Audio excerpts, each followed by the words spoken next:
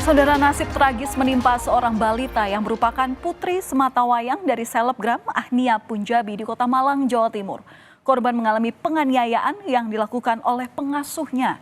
Kasus ini pun sempat diunggah orang tua korban ke media sosial dan menjadi perhatian publik. Mengapa seorang balita yang harusnya mendapat kasih sayang justru mendapat perlakuan yang kasar dari pengasuhnya? Saudara, kami terpaksa menyamarkan gambar ini karena mengandung unsur kengerian. Akibat penganiayaan yang dilakukan oleh pengasuhnya, korban yang kini usianya masih di angka 3 tahun mengalami luka di bagian kepala. Sejumlah luka ini menggambarkan betapa kerasnya penganiayaan yang dilakukan oleh pengasuhnya. Tak hanya foto korban saja, saudara, mungkin Anda juga sudah melihat di sejumlah media sosial pertebaran CCTV di kamar korban yang menunjukkan betapa sadisnya pelaku menganiaya korban. Dalam rekaman CCTV ini korban disiksa hingga 1 jam. Sangat sadis apa yang dilakukan pelaku terhadap korban ini. Lalu bagaimana peristiwa ini sebenarnya terjadi? Kejadian ini berawal dari sang pengasuh yang memberi informasi kepada orang tua korban kalau korban ini mengalami cedera akibat jatuh. Sang pengasuh menyebut korban ini mengalami memar di bagian mata akibat terjatuh. Lalu kecurigaan orang tua korban muncul saat mendapat kiriman foto korban. Dan kemudian setelah melihat rekaman CCTV di dalam kamar, betapa syoknya ia melihat sang anak dianiaya oleh pengasuhnya sendiri. Itu anak saya disiksa 1 jam lebih tanpa ada ampun. Disiksa itu dalam artian anak saya lari ke sana ke sini dikejar sampai itu anak 3 tahun tidak ada yang menolong karena pada saat itu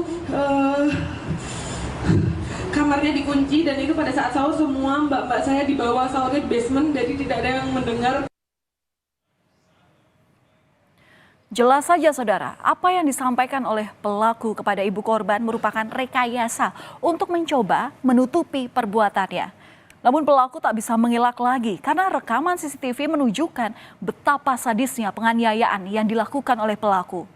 Orang tua korban pun heran mengapa pelaku ini tega melakukan penganiayaan.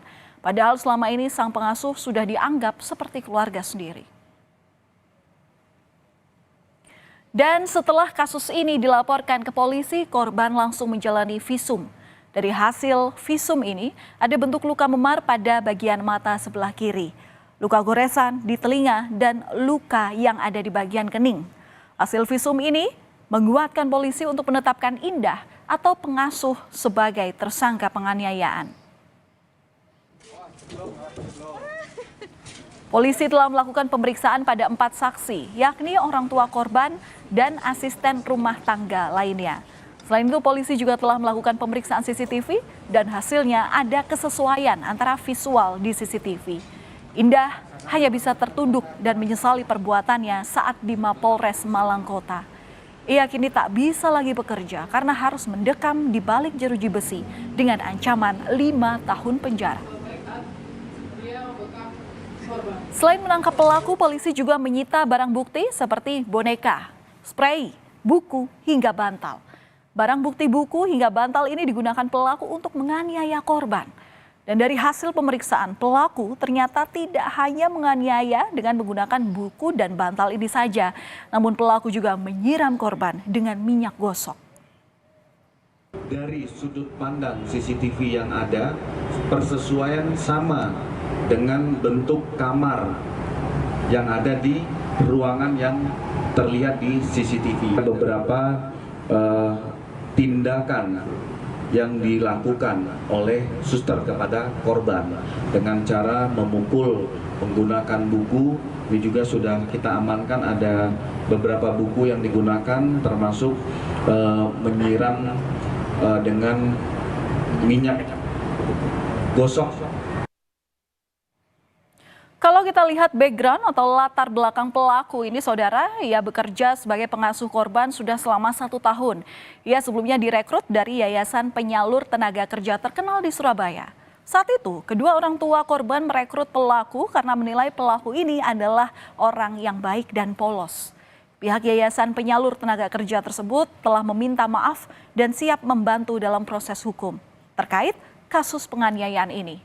Ternyata, yayasan tersebut belum memiliki izin untuk beroperasi.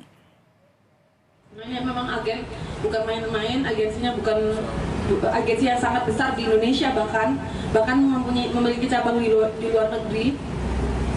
Jadi untuk keputusannya saya serahkan ke pihak yang berwajib saja. Sementara itu, Ahnia Punjabi yang merupakan orang tua korban merupakan seorang selebgram seputar kecantikan. Perempuan ini lahir di Tuban, Jawa Timur, juga memiliki bisnis industri fashion. Ia sering membagikan tips dan trik seputar kecantikan dan fashion. Ahnia tak menyangka bahwa akan ada nasib tragis yang menimpa anak sematawayangnya ini. Selama ini ia mempercayakan pengasuhnya untuk merawat sang anak. Kesibukannya sebagai selebgram dan kerap keluar kota membuat ia menganggap sang pengasuh seperti keluarga sendiri. Saya sebagai seorang ibu merasa terpukul. Mungkin beberapa orang banyak yang menyalahkan saya kenapa harus pakai susu dan lain-lain. Yang tahu kehidupan saya dan kehidupan saya sendiri. Jadi kebutuhan orang masing-masing berbeda-beda. Kita masih bertanya-tanya mengapa pelaku tega menganiaya korban.